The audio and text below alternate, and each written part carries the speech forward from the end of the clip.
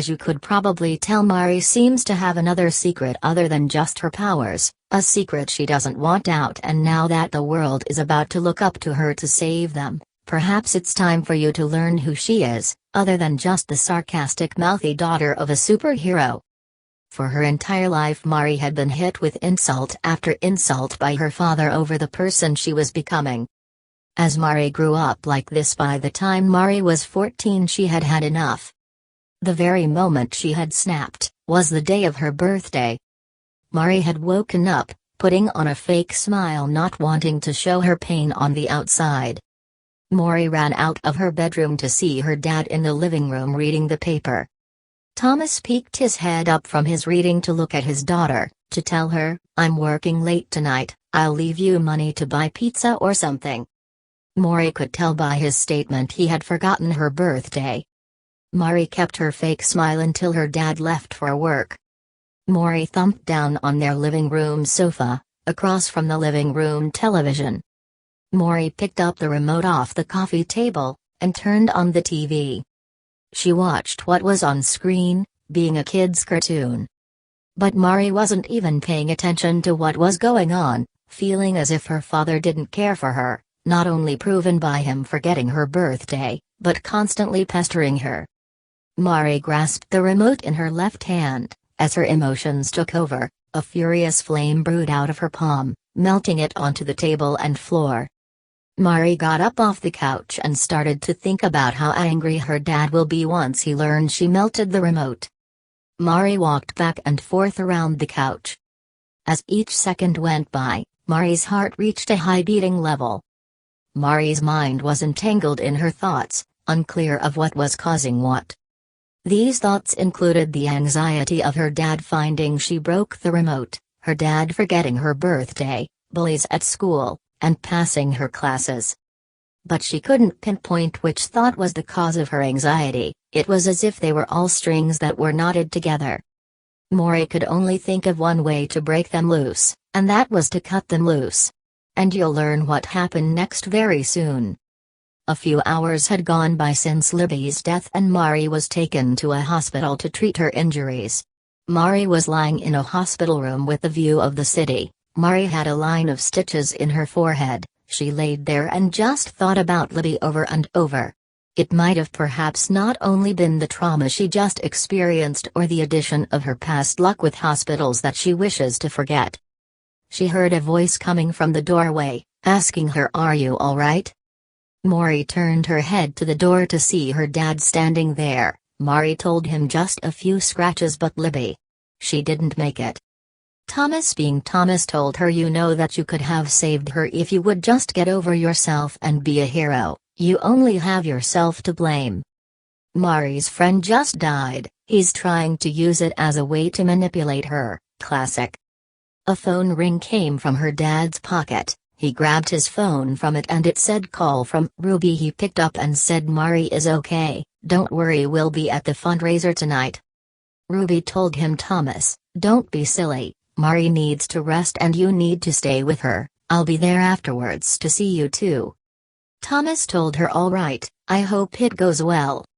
He hung up and turned to Mari and said, "Look, I'm sorry about Libby, but you need to start to take your powers seriously, and stop denying your destiny, make your mom and I proud of."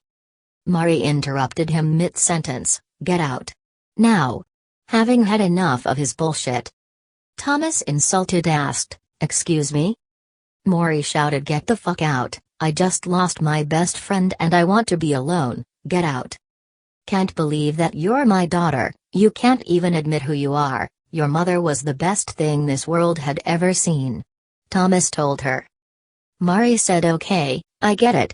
You're disappointed in me and you remind me of it every day. I'm a detective, I save people for a living, and please go to the benefit, leaving me alone." Thomas never saw Mari like this before. He thought she just needed to blow off steam, telling her, "I'll come back after you calm down." As he walked out of the room, Mari's eyes started to water as she felt an overwhelming amount of emotions. The colors surrounding her eyes turned bright fiery orange and her tears evaporated into steam. After her eyes were dry of tears, they turned back to their natural brown. Maury looked to her left at a TV remote that went to the television set hung onto the hospital room wall. Maury picked it up and pressed the on button. The TV tuned into a commercial for a cereal brand. Maury quickly realized what cereal brand it was, and said to herself, this is still a thing. The ad was of a little boy with his sister at the breakfast table, eating bright orange sugary animal-shaped cereal. Maury watched as they ate their entire bowls of cereal, and once it was all gone they cried, "But we want more," in cute innocent whiny voices. Maury scowled at the cringeonist as she continued to watch as it went on. As the kids cried for more cereal, a man dressed in an orange silk hoodie popped out of nowhere behind the kids with a box of cereal in his hand, saying, "Don't worry kids, Agent Orange is here, no need to fear." Agent Orange was one of the members of the deceased exceptions along with Maury's mother. He poured both the children a bowl of the bright orange cereal, as the children cheered, "We love Agent Orange." Animal cereal. Agent Orange had a wide bright smile on his face as he said, "And remember kids, always be your own hero." As text appeared on the screen saying, "Enjoy Agent Orange cereal today," and had the following text under it: "In honor of Agent Orange, may you rest in peace." Maury couldn't take the amount of cringe anymore, and shut off the TV with the remote. Maury sarcastically remarked out loud, "Do people not know what Agent Orange is? Why would you eat something with the name Agent Orange?" A doctor walked into her room, telling her, "The police are here, they would like to ask you a few questions." Maury told them, "Go ahead." The doctor called out into the hallway saying, "You can come in now." Two officers walked into the room as her doctor exited. The police closed the door as they entered. They both gave Maury a cold dead stare. Maury told them, "I'm a detective myself, so I know how questioning goes." One of them sat at the end of her bed unprofessionally with a smirk. Maury said with confidence, "You're not the police." The man at the door took out a gun from his fake police belt and pointed it at her face. The one that was sitting on her bed said, "You made a mistake to cross us, you should have just stayed out of it." Maury asked, "Stay out of what?" "I'm just looking for a missing girl, YD." Maury figured it out as she looked at expressions on their faces. She remarked, "You're a bunch of fucking human traffickers, aren't you?"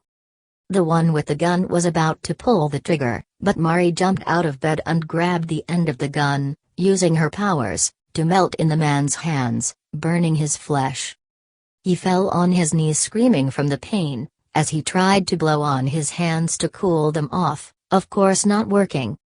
The other one got up from the foot of the bed and backed away from Maury into the wall, scared for his life. Maury's eyes turned orange, as she asked, "Where is she?" gruntingly. He stuttered, "WH. Who are you?" Maury spoke again, "Where the fuck is she?" He told her, "She's here." In fear. Maury asked, "What?" Not quite understanding the situation. He pointed outside through the window to a gray van, "And I said we didn't know what else to do with her, while we came for you." Maury asked, "How many more of you are there?" He told her, 7 not including us. "Please don't hurt me, I promise I won't tell anyone about you." Heat rays came out of each eye of hers and hit the wall behind him, burning a hole in it. She remarked, "You better not." She then pounded his head off the bed rail, and kicked the other one who was on his knees across the jaw as hard as she could, knocking them both out. She quickly went to her hospital belongings bag that was hanging on the closest door that only had her badge in it. As her gun was taken away, she looked at the other men to see if they had one, but one of theirs was melted and the other didn't have one on him. She dashed out of her room to see 2 more fake cops outside her room. There were no staff members or anyone else on the floor. One of them remarked, "Guess I have to do their work." As he pulled out a gun, her eyes went orange and heat rays came from her eyes and burned the end of the gun, but this time hitting the bullets too, making the gun explode, throwing them both backwards down the hall, smashing them against the side of separate walls. She ran down the nearest hallway to see an elevator that was about to close. There was another fake cop in it. She blasted fire from her palms directed at the ground to shoot herself up into the elevator, directly into landing on him, making him hit his head off the back wall of the elevator, knocking him out at once. She quickly hit the button to the ground floor. As the elevator went down, she thought to herself, I'm really doing this for Libby and for Paula. It's only a one-time thing.